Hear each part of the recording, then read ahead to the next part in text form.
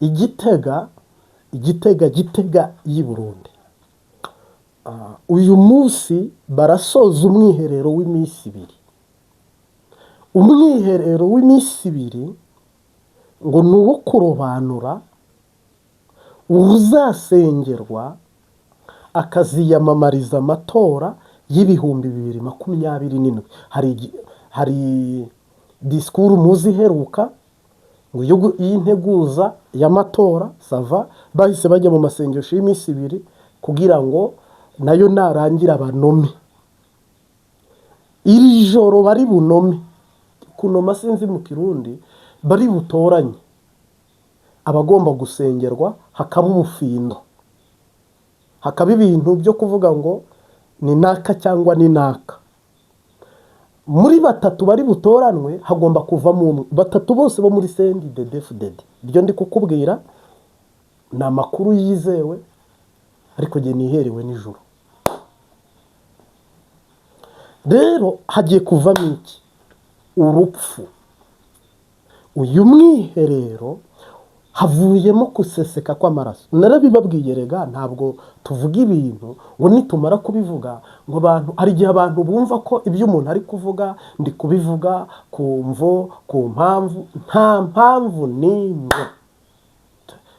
Turi samede ku bikorwa rusange bisozera ukwezi.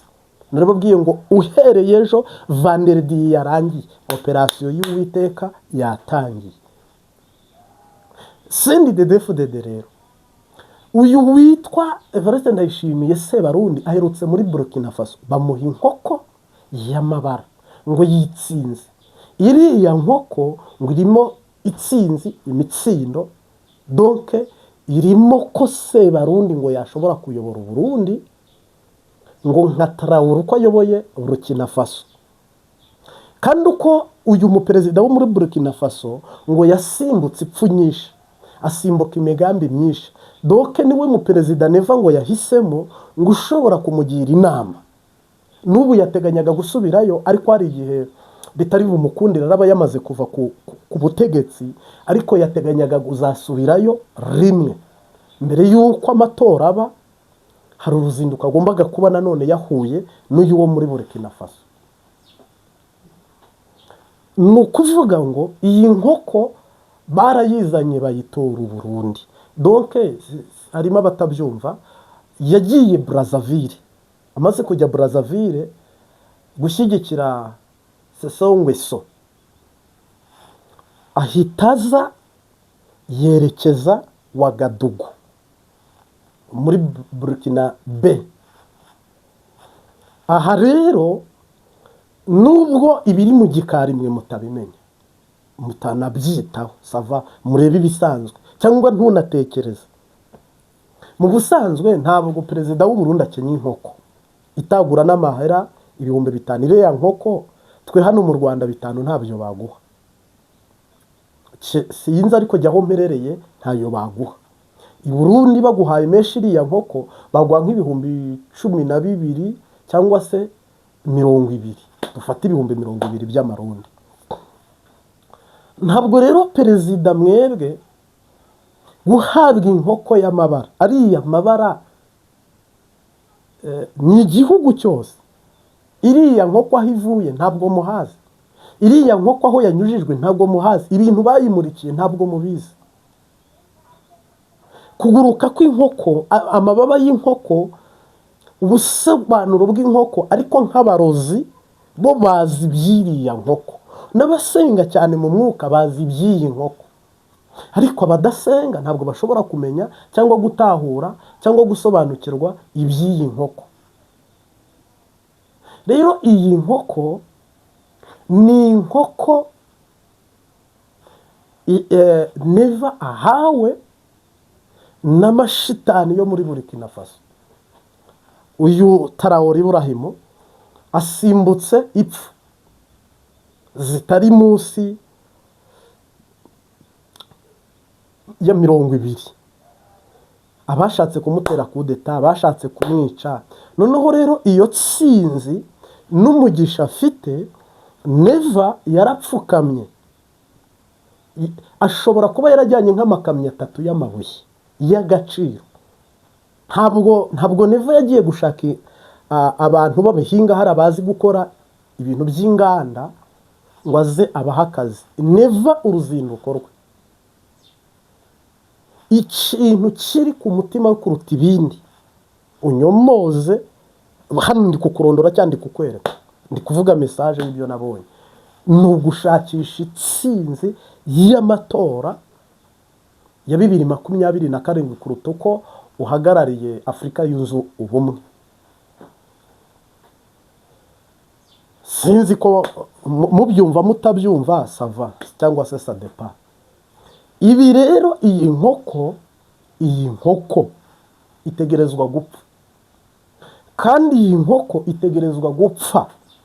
Ntabwo iyi nkoko yaba mu Burundi na Yesu ari mu Burundi, ntabwo iyi nkoko yaba mu Burundi n'Imana iri mu Burundi. Awezi cyane rwose. Ni ukuvuga hari inkona bagaburira hajya muri CNDD-FDD. Iyi nkona nayo iratongereye. Harimo n'abapasiteri nabonye ngo bazisengera, ngo ubwo bari gusengera umugambwe, bagakunda ngo inkona bakazigisha cyane, ngo inkona kwa Eliya, inkona hanaha bakabyigisha rwose. Igisiga kimwe Yesaya yavugaga ibintu nk'ibyo. Mugabo s'il vous plaît, nje ntabwo nasengera inkona, nyisengera ngo imara iki? Imana ntibangikanwa, Imana ntibayituranisha, nta muturanyi. Imana nta umuturanyi ikeneye witwa Imana. Imana ikeneye ikiremwa cyayo ko kiyisenga nk'Imana yonyine peke yake cyangwa imwe nyine. Aho rero nabonye ari abapasiteri bahaga ifiriti zo kwa Nkurunziza, abandi bagahaga imiceri n'amafi kwa Neva.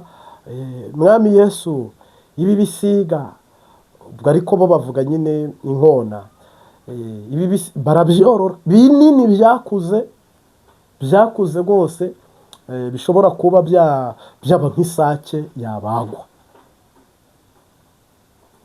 Ibyo bintu byose cyangwa se ubwo buzima cyangwa se ibyo biri kuba ni ugutanguranwa kudasanzwe Neva arimo, kugira ngo hatagira umuntu umuhirika umukura ku butegetsi.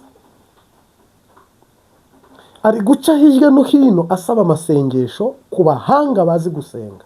Ari guca hirya no hino ashakisha abapfumu baba bafite itsinzi idasanzwe, kugira ngo ibintu bibye bariganyije ngo babone uko babisarura cyangwa babibamo cyangwa babirya ntawe ubahagazeje ko mbarahiye yantumye yampamagaye. Irabirahira, irabarimbura n'imizi yanyu, irabatema n'amashami yanyu, mwese muragwa hasi.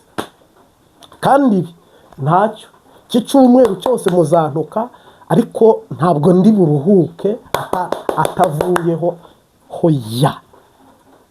Yiwe Imana abantu intumaho, ntabwo intuma ku biti cyangwa ku bantu bameze nk'inka. Muratekereza, mufite ubwenge. Hano tugeze hahandi Eliya n'abahanuzi ba Bayali, ba Izebeli na Eliya turimo kiyaya. Burundi burarokoka, mubyanga mubyemera, Uburundi burarokoka. Upinga udapinga Uburundi burarokoka. Nta manda ihari rero. Uyu mwiherero ntabwo nari impara, ariko amakuru ndayafite. Nta nubwo mwantumiye, ariko amakuru ndayafite. Rero mumenye, mwumve, mutege ugutwi buno tuvugana. Nta nama n'imwe, nta migambi yanyu, nta n'igikorwa cyanyu cyongera kujya mu murongo cyangwa muri konegisiyo y'ijuru. Jamais, grand jamais.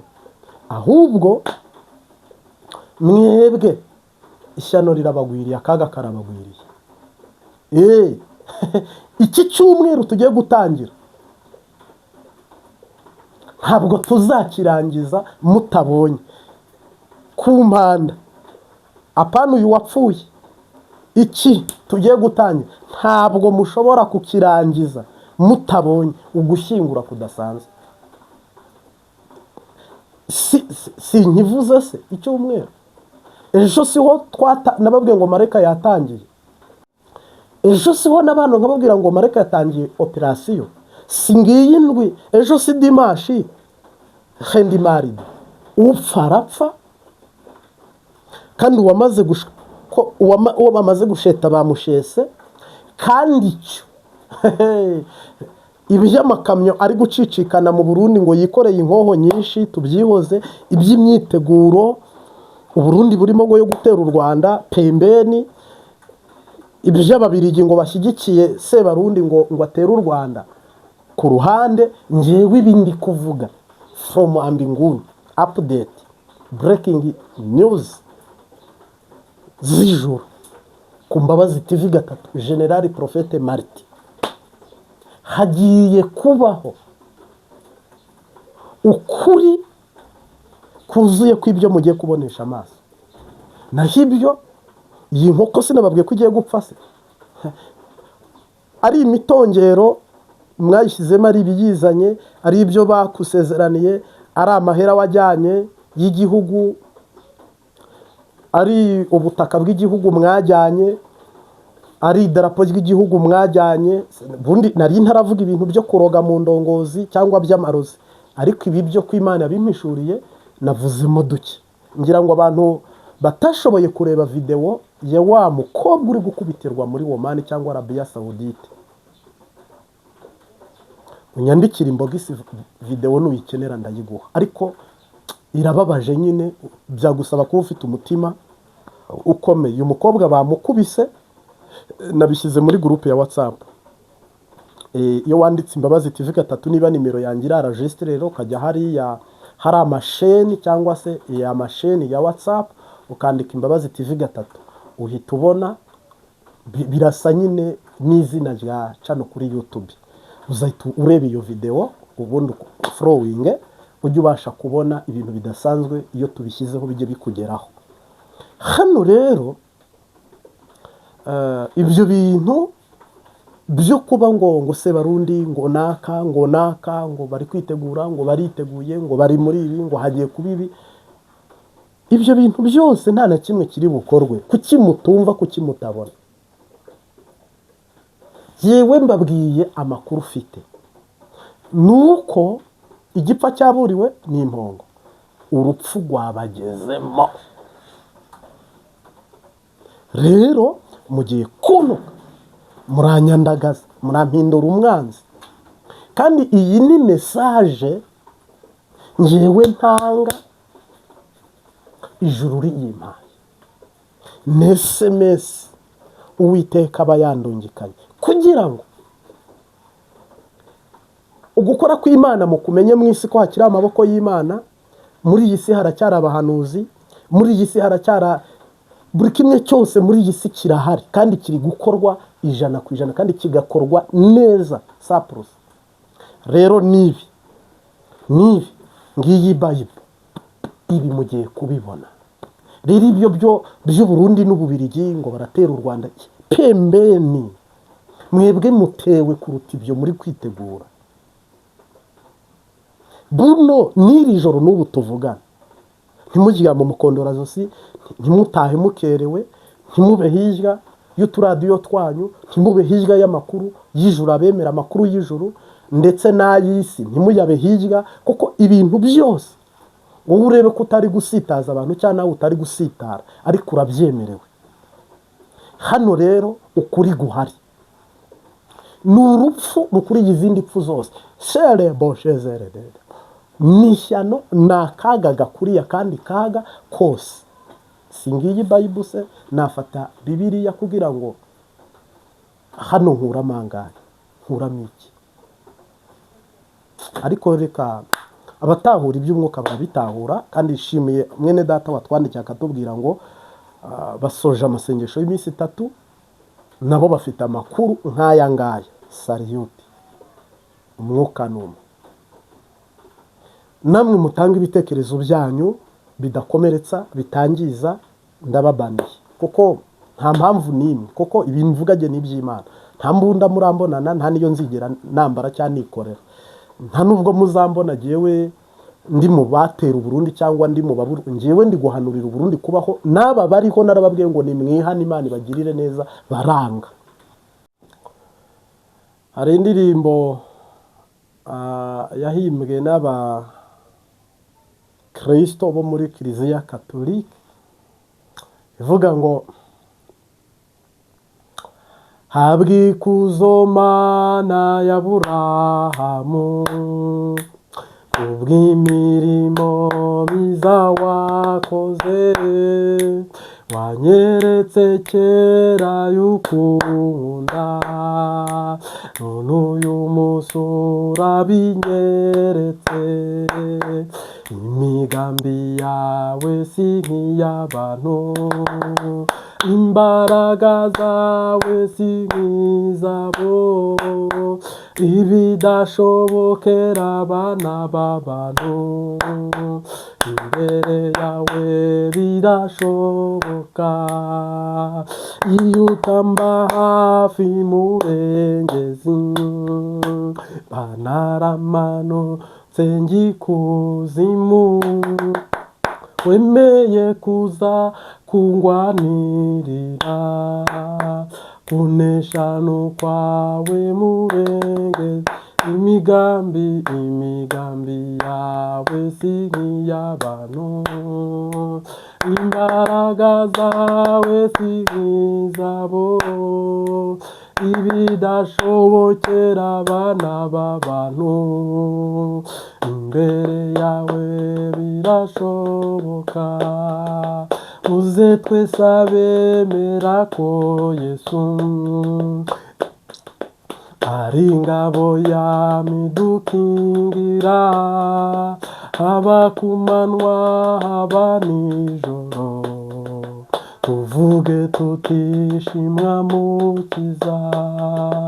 Imigambi yawe si nk'iy'abantu, imbaraga zawe si nk'izabo, ibidashobokera abana b'abantu imbere yawe birashoboka. Imigambi yawe si nk'iy'abantu, imbaraga zawe si nk'izabo, ibidashobokera abana b'abantu imbere yawe birashoboka. Haleluya. Uyu munsi Pawulo yageze mu rwandiko rw'Abagalatiya, arababwira ngo mwere imbuto zigumaho kandi nziza z'umwuka. Navuga ngo mu kiyago k'uyu munsi cyangwa mu butumwa bw'uyu munsi, turishimikiza ni iki gituma abantu bafite nk'isura nziza, abantu bafite amafaranga menshi, abantu bize cyane, usanga agakiza kabagora kukakira cyangwa ubuzima babamo bugoranye cyane. Nimbivuga uku ntahure, ntabwo turi mu by'umubiri ahubwo turi mu by'umwuka.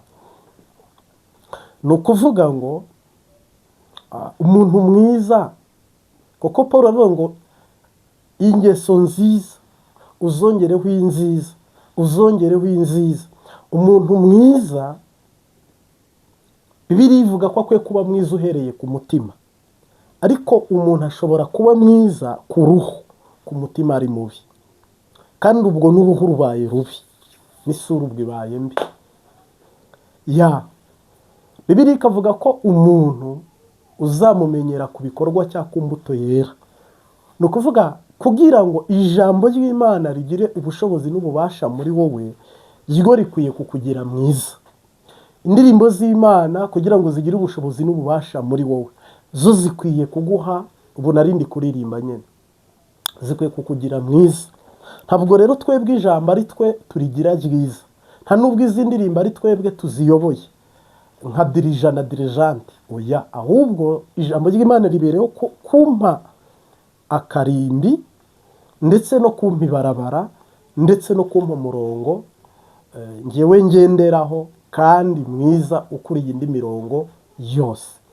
China ragwana ribarikiwe. Rero niwitegereza cyangwa se ukareba umukristo wa Kristo nyamukristo, haleluya, ijambo ry'Imana rimubera itara n'itabaza, noneho rikamushoboza kwera imbuto, rikamushoboza. Rero aka gakiza hari abantu bakobotse, bararuha, barababazwa, barababara, donc barafungwa kugira ngo wowe ukizwe. Ariko ubu ntabwo abantu babifata ngo babiha agaciro. Mpamya ko ibyo byose navuze hasi ababikora babikora batazi ibyo ari byo. Ntushobora kuba wamaze kumenya ijuru, ubugingo, mwuka wera ngo nurangiza wigenze uko ugomba cyangwa uko ushaka. Oyaye, oya, ntabwo ari ibyo. Ibyo ntabwo ari byo vraiment. Ahubwo Imana itanga ubwiza ku bantu bagira isura nziza, face cyangwa visage. Abantu ntibibanyure bagashaka ibindi. Tanga umugisha w'amafaranga, ariko amafaranga si yarakwiye kukugwisha cyangwa ngo akwangize. Kugura imodoka bwa mbere utanze abandi, kubaka inzu nziza utanze abandi, kuzana umugore uruta uw'abandi bazanye, kuba warize amashuri menshi. Ngira ngo ibyo byose ni umugisha Imana yari itanze wo kugira ngo urugendo rwawe rworohe. Ariko shitani aca muri ibyo gift, muri izo mpano, muri ayo mawuwa, muri ibyo bintu tubona tukiri mu isi, noneho akarimbura ubugingo bwawe. Ngira ngo urantahura cyangwa se uranyumva. Bivuze iki rero? Bivuze ko umukristo nyamukristo ari we ari n'ibyo byose ibyari inyungu n'indamu twabihinduye uruhombo kubwo kuronka Kristo. Umuririmbyi rero akwiye kuririmba afite ibyo yamaze guhomba.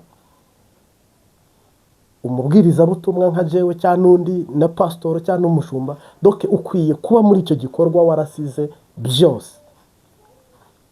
Gufatanya byose rero ugasanga umuntu ni umukozi wa data cyangwa ni umukozi w'Imana, ariko muri we akuna abari. Ibyo bintu ntabyo azi rwose. Ni ukumuhata, ni ukumusunika, ni uguhendahenda.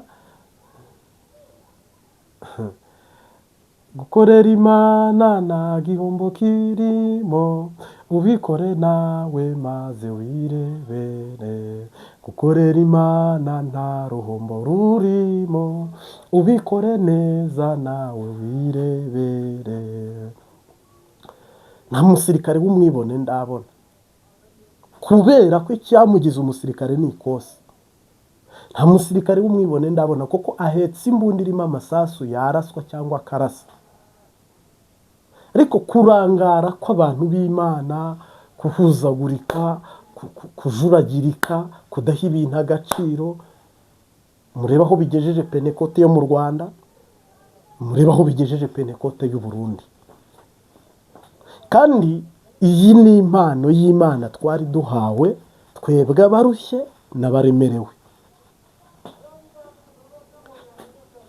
Niwitegereza rero n'imburi ndi gutanga, umuntu wakijijwe nakizwe 100%, kandi aha agaciro iby'Uwiteka, kandi yera imbuto zikwiriye abihanye nk'uko Abagalatiya babivuga. Yesu ashimwe. Gukorera Imana data rero ni umugisha, ariko ibintu by'ibisitazi, ibintu by'ibishinga n'ibishyitsi mu nzira, mu izina rya Yesu Uwiteka bidutsinde. Rero abaririmbyi mube maso, dayimoni w'ubwibone. Abanyamafaranga mube maso, dayimoni w'ubugugu. Abantu bafite amasura meza, dayimoni w'ubwibone. Donc genda ureba. Simvuze nabo babi nabo bafite dayimoni yo kwigunga no kwiheba ngo ndi mubi. Abandi nabo bari mu zindi ngwano, mu zindi ntambara, mu bindi bibazo bitandukanye, ku buryo usanga keshi na keshi ari ibintu nyine biri aho. Ushobora kwibaza ukavuga ngo none nca mbigenzane, nca nkora iki, haca haba iki? Imana data n'umwami Yesu n'umwuka wera adutabara. Umuntu ukunda ubugingo bwe ntabwo asaragurika, ntabwo aba umusazi. Umuntu ukunda ubugingo bwe ntahubuka. Umuntu ukunda amagara ye ntabwo agira imipyinato. Kandi hari imyaka y'ubusore n'imyaka y'ubukure, n'imyaka y'ubwana, n'imyaka y'ubuswa, n'imyaka y'ubujuju cyangwa ubujiji cyangwa ubugaba cyangwa yo kujijwa. Ariko niba umuntu amaze kwishyira mu by'ubu bugingo akemanga Yesu Kristo nk'umwami n'umukiza, kamemu hagarara udatsinzwe n'uburiganya bwa shetani. Kandi nibyo vrema. Rero niba umuntu akijijwe kugira ngo ubugingo bwe buzabone Imana, akijijwe kugira ngo ibintu bye abikorere muri Kristo Yesu kandi ature muri Kristo Yesu. Ofete akijijwe ku bwa roho, umutima w'ubwo n'umubiri we. None kubera icyo umuntu ashobora gukizwa akagira imikino, akagira imipyinato, akabaho mu buzima busa naho iby'Imana abitwara nk'ibaba amazi atwaye kandi bifite uburemere. Ubwo se niba uririmba bitari mu mutima, ngo uririmbe uhagaze muri byo, ubwirize uhagaze muri byo, usenge uhagaze muri byo, baje kuguca umutwe wahagarara muri byo? Ubwo se niba wigisha ukigisha bitakurimo, wigisha uri VIP cyane, ubwibone nyine, uraririmba mini, uri kuririmba mukonda wuti, uri kuririmba pocket down, uri umucuranzi, uri umwibone, ubwo bugingo uri kurondera, uyu mugisha uri kurondera, ubundi bw'uwo mugisha nuza uzawugumana. Kandi udafise impano y'umwuka wera wo kumenya ibintu urimo ibyo ari byo. Abandi bateze izosi babaca amazosi, abandi batega imitwe barayimena, abandi batega ibitugu babatera amabuye, kubera ko batahuye ibyo Pawulo yavuze abwira abagaratiya, imbuto za mwuka wera abantu bagomba kwama no kwera. Abantu babiha agaciro, barabitahura, bamenya ibyo ari byo, barahinduka ibyaremwe bishya. Buno dufite abatipe, abajama, abaniga, ababogari, ngo inyasito, ibyana kwa jenara Yesu Kristo. Ibyo ni ibizire, ubwo ni ubukunguzi, ubwo ni ubusazi. Ntabwo ibyo byigeze, ibyo n'ikizira kirahera. Ubu dufite abantu bavuga ngo nta mafaranga nta cyabaye. Mu rusengero abantu barigisha amafaranga, abantu baragurisha, abandi imitwe yose bakina, triki zose, ngo amafaranga yaboneka te yava karibe ya pasiteri yava. Ubundi umushumba mukuru agenda muri V8 agiye, agenda muri barabasi agiye, agenda muri Range Rover agiye. Mwabahinduye abaperezida ntabwo bakiri abapasitori. Umwami wanyu Yesu Kristo we yahisemo kugendera muri rugabire, gutega ubwato, kugenda n'amaguru, byose harabiza arabimenya. Ya sawa, reka njyewe ce bugufi unihurumye unisame, mbyemere tugende na V8 barabasi, tugende Range Rover sava pastora, agende na kajugujuguye cyangwa se indege isanzwe je prive. Ariko se Yesu ari kubona inyungu muri icyo cyubahiro? Umuntu waje muri Range Rover ari kumugurura ibimuga, ari kuzura abapfuye, ari gukiza sida abantu, ari kwirukana abadayimoni mu bantu, ari kubwiriza ijambo y'Imana akabohora imitima, cyangwa bishirira mu cyubahiro gusa, bakagura ibyuma byinshi bagacuranga, abantu bagatahira umuziki ntaho utaba. N'abantu bacuruza imiziki barayigira, imiziki no muri ville yirirwa ari mu isi hose imiziki, na radio ufunguye imiziki urayikurikirana. Simpamya ko ubugingo bwanyu, simpamya ko ubuzima bwanyu muzabaho iteka ryose. Menya hari ibanga munyejejwe cyangwa muhishwe mutaratahura. Bibaye atari uguhendana, ubugingo bwawe bufite agaciro udakwiye gufata umengo ni imbombe iri mu ntoki ze, ni ijojo iri mu ntoki ze, umengo bibiliya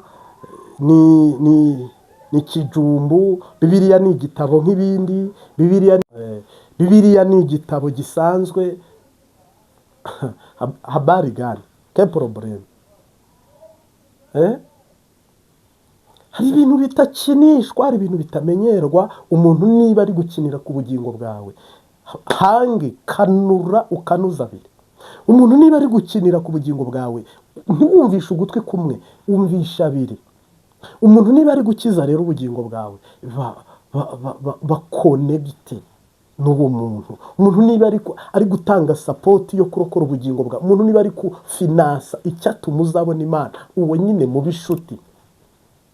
Ariko dufite abantu hano bafunira ibiti mu matwi, dufite abantu hano wagira ngo ntibazi niyo bagiye niyo bavuye, ibintu byaricanze, byaracanganye. Mungu aduhurumiye. Ni ukuvuga indimi, wazimubaza ntazazi, ni shaka bite byawe. Twatewe n'iki, dufatwa n'iki bantu b'Imana? Korari enye zishobora kuririmba, muvugabutumwa bwiriza, abanyamasengesho 10 mu rusengero, pastor mukuru umwungirije, mwarimu umwe, mwarimu babiri, umuntu agatahana abadayimoni mu rusengero, tukagenda tukarongora abagore bacu, tukaohereza abana bacu ku mashuri, tukagenda activite zacu zigakomeza, dufite Yesu muri twe muzima. Iryo teraniro bikaba kuwa Mungu, umusaza agaterana natwe agataha, ku wundi wa Mungu umusaza agaterana natwe agataha. Muzireguza iki? Inyama zatetswe, inkoko zishwe, Imana yaziritse zirapfa, inkwavu zirapfa, inka zirapfa. Harimo ama eglise anateka amafi sava, cyakora ingurube z'ama eglise menshi ntabwo akunda guteka inyama z'ingurube. Ariko se Yesu karibe yazitanze, ibitoro nyine byabonetse. N'uwo musazi yanamuzanye, umusazi nawe yicaye mu bandi. Kweri tujye tunywe, dutuze nyine, tujye muri furi y'umuziki, horo y'abaririmbyi bamwe nababwiraga bari kuririmba, Imana inyihera umugabo, Imana inyihera akazi, we ibyo akenye byinshi arabisaba kandi akumva wabihawe. Ariko Imana yo nta bukene buriyigira bw'ibyidukena, aho idusaba ko nitwe dukenye ubufasha buva ku Mana gusa, twe nta kintu na kimwe burya Imana idusaba. Ngira ngo birahari byinshi. Rero ntatebye, ntarandiriye, ntanatinze, umukristo mwiza yera imbuto nziza, akazongeraho iyo ngeso nziza, ukayongeraho indi nziza, ukayongeraho indi nziza, ukayongeraho indi. Ntabwo tubaho buhumyi, nubwo duteye mu buragi cyangwa mu bwaba, kuko Imana yacu ntiyitiranya amazina. Dusoza nerekeza ku musozo, burya bipfira aho hasi. Uko abantu bigisha abantu igice boroheje, igice cy'ikibatizo cyangwa umubatizo, bakakwigisha bajenjetse, n'icyo uzavamo kirajenjetse. Uko ufata umwana wawe mu buzima busanzwe akiga ishuri ribi, siyasa akayiga nabi, nawe nyine yubatse nabi. Ariko iyo abonye ishuri ryiza, akabona n'umwarimu mwiza, akabona n'ibikoresho byose byo ku ishuri, egare ko azavamo umuntu muzima. Amaboko rero ari kubyarira Kristo, iby'ivanjiri ntagatifu cyangwa iby'ivugabutumwa, mucunge neza. Niyo mpamvu turangiza kuririmba tugasambana, nuko n'ibyo byose nyine biri kubera mu rusengero. Abantu biyambariye imyenda ibonerana, imyenda itera abagabo amarari, haturebe hirya nubona bigusitaza. Abantu biyambariye uko bashaka, n'abahungu nabo nuko bari gukwega abakobwa mu mitwe yabo babumvishamo ibyo bintu. N'uburozi mu rusengero, mu burozi butari uburozi buriya tusanzwe bwa Ryangombe Kiranka, ahubwo harimo uburozi mu magambo, mu myambarire, bw'amafaranga, uburozi mu buyobozi, uburozi mu ndongozi. bintu by'uburiganya bw'abadayimoni bwinjiye ntashaka kugusigurira hano. Gusa mbaragije Imana Data n'Umwami Yesu n'Umwuka Wera, umukristo mugiriye inama kizwa sa prosa